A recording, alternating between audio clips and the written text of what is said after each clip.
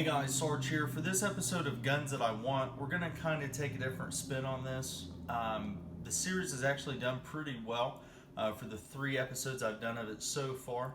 Something I want to kind of recommend to you guys. If you guys follow me here on YouTube, follow me over on Instagram, message me some of the guns that you guys would like discussed, and that can kind of generate more of the conversation with that as well. Okay, so with any episode you guys see, you guys can always comment down at the bottom, obviously the firearms we're talking about, or comment guns that maybe you would like to have discussed to give my thoughts and opinions on. Alright guys, so for today, one of the guns I was looking at is I am really wanting a lever gun. My dilemma, I cannot decide whether I want the lever gun in 44 Magnum or in 4570. So if you guys had to choose between getting the lever gun in 44 Magnum or 4570, which one would you guys get? My thought process, just so you guys kind of understand where I'm coming from with it, I'm wanting to get one of those like a cowboy holster belt rig style for my Model 29. And what I'm wanting to do with that is have my Model 29 and then also a lever gun. So if I go on some of these hunting excursions that I plan on doing with my Model 29, we can now share the ammunition, right? And it's strictly for hunting. I do not recommend that for any other application. Like if you guys listen to me long enough, I do not think that having your rifle and pistol share the same ammunition is a good idea in a combat or in a patrol style arena. I think that they should be separate. So, you know, if you have a Glock 19 as your duty pistol, Glock 19, Glock 17, whatever it is, you shouldn't have a pistol caliber carbine as your rifle with, you know, 9mm Glock mags.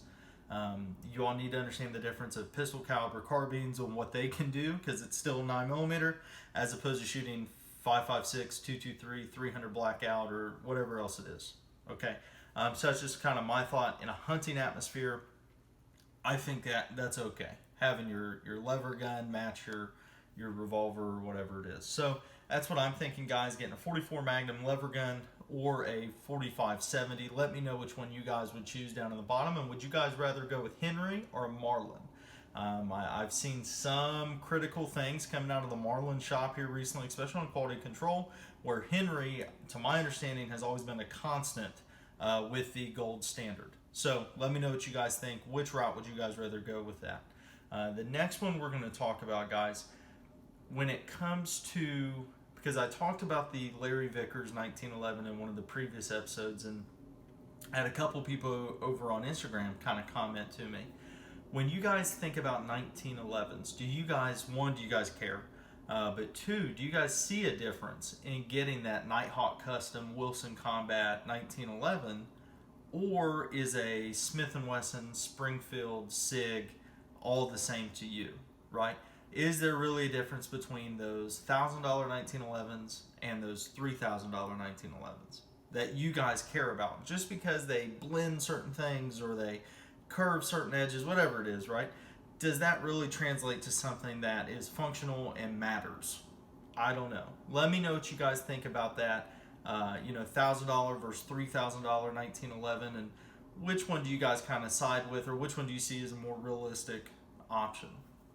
For the pistol that I want to talk about today, I have been looking quite a bit at getting one of the Langdon Tactical 92 Elites, right? And that's been top of my list of things I want to kind of look at getting next. Until I found the Smith and Wesson Model 625, and I know I keep going back to revolvers, and that's going to upset a bunch of people, but I keep going back to, you know, getting some of those nicer looking revolvers. Well, the Smith and Wesson Model 625 is a 45 ACP chambered revolver. It does take moon clips, so I kind of like that, right? They have the Jerry Mitchell version, so it's a very cool looking revolver, right? When it comes to the semi-automatic cartridges being put in revolvers, what is your all's opinion with that? And that's kind of something I wanted to learn a little bit more about, because you know the internet's full of crap. Do you guys, when it comes to revolvers, do you guys stick with strictly the rimmed cartridges and that's it? Or do you guys think it is okay with some of the modern technology out there to run those semi-automatic rounds with the use of moon clips in the revolvers. Let me know what you guys think down in the comments. Something else I want to talk to you guys about. I have P320s, the Sig Sauer P320. I have a lot of them, okay? I've had them for years. Actually, my first pistol was a P320 9mm that was manufactured in 2015. So I have a lot of P320s. I use them quite a bit. I have a long track record with them. My first instructor pistol that I used was that P320. It right now is sitting at 10,000 rounds through it with no parts being changed. So 10,000 rounds through that Sig Sauer P320, no parts being changed.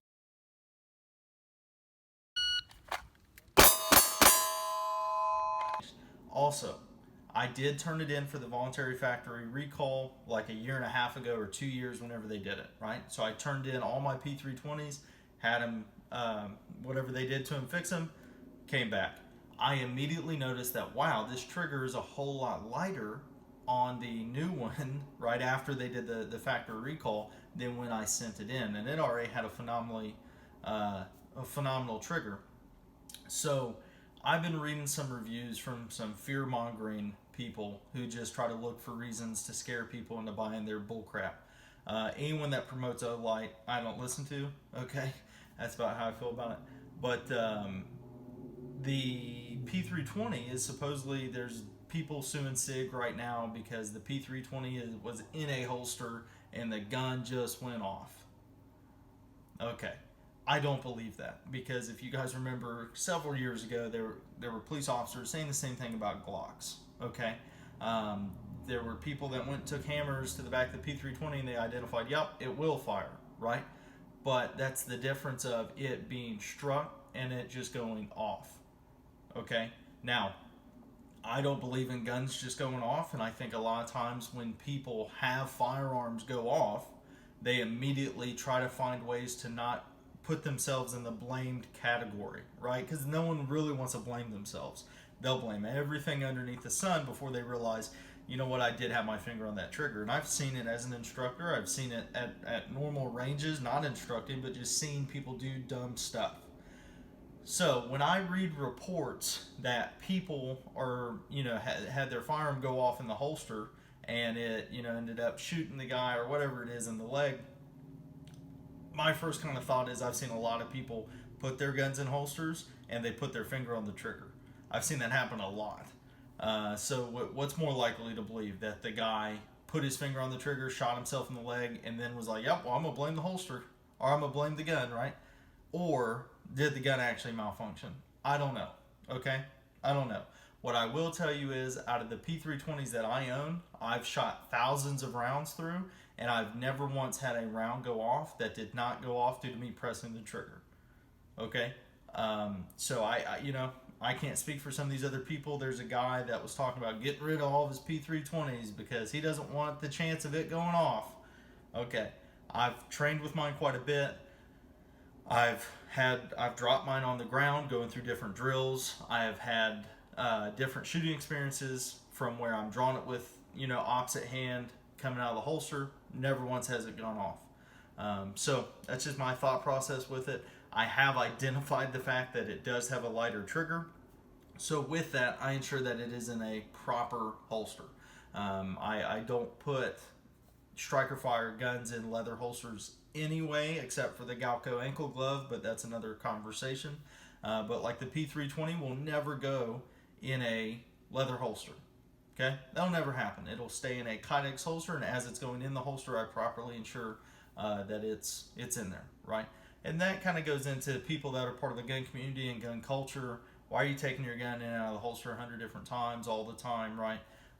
It's probably the same type of people that as soon as they get home, they unload their guns and they put them up because they don't leave them loaded, okay?